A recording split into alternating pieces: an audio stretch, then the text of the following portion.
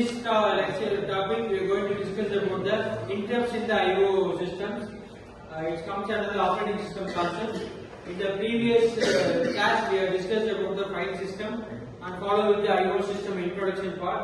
In this interrupt, in the I/O system, we have the interrupt. We all know what is interrupt.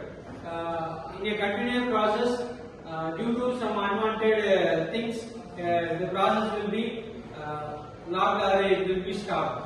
So that causes by interrupts. It may be external interrupts or internal interrupts, maybe software interrupts or maybe a hardware interrupts, right? So here in the interrupts, we have CPU interrupt request line triggered by the I/O devices. So the interrupt handler receives the interrupt. We can handle the interrupt by interrupt handler, right? So interrupt handler receives the interrupts. It will be given by the correct handler. So based on the priority or some unmaskable things, we can have the interrupt process in the I/O systems. So interrupt mechanism also used for for expectation. Whatever the user expectation is to be fulfilled by the interrupt mechanism. Whatever we use in our I/O system for the operating system process, entire process. So we can have the I/O cycles here. So in this interrupt driven, we have the forward with devices and CPU will be connected with the I/O. So here what are the things available to the CPU? We are having the device driver in things, then followed with CPU receiving interrupt, then transfers control to the interrupt controller. So then interrupt handler process data returns from the interrupt. So here CPU receives the process of interrupt task. So followed with this will be connected with the initiates and followed with the input ready output and complete things. This is interrupt driven of I/O cycles. We are talking about the input output systems in the unit 5. So I/O cycles, how the interrupt driven happens in the input output system by the I/O cycles given in this picture. You can able to see this picture. So just to draw what are the important things, you have to manage the I/O controller, how the process cycle taking place in this I/O cycle, interrupt driven I/O cycles. So next slide. Now Intel Pentium is already used the OS version. So in that vector number description is sample things already used in the event vector table. So these are listed as some vector table and description. Next slide. Then we are talking about the direct memory access.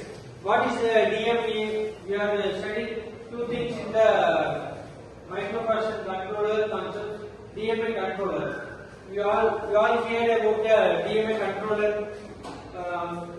This DMA controller is nothing but the direct memory access, right? So here direct memory access used to avoid program input for large data movement. So unwanted large data movement will lead to the process delay and the entire system will take more memory, unwanted memory storage.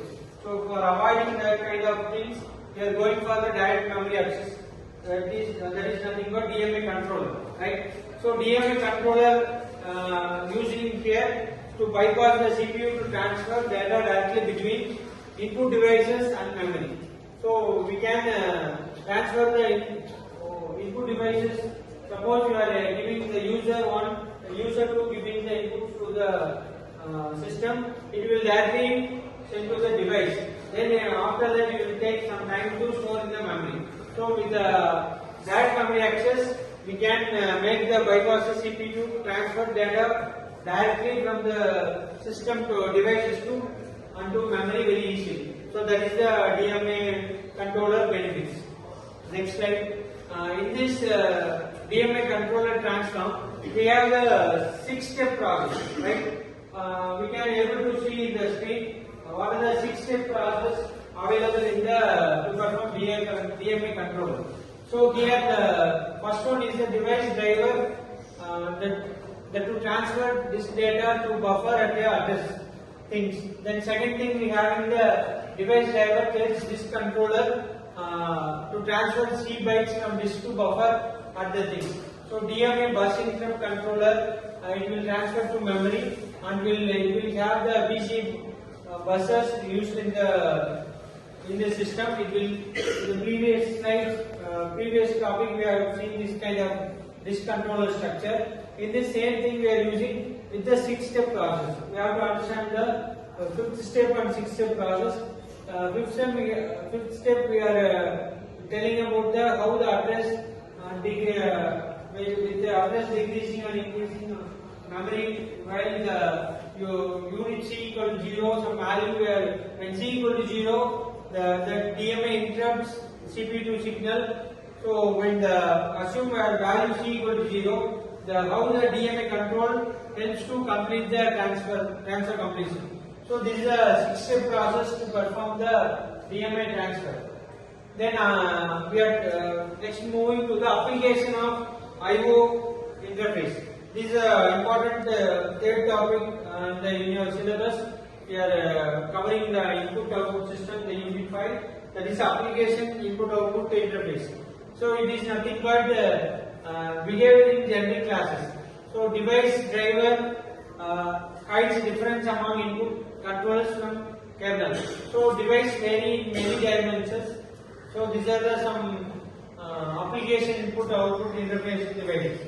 So okay, we can close this session by concluding the application and interfaces, how the input-output system, how the input and output hardware using in the operating system controls. Thank you.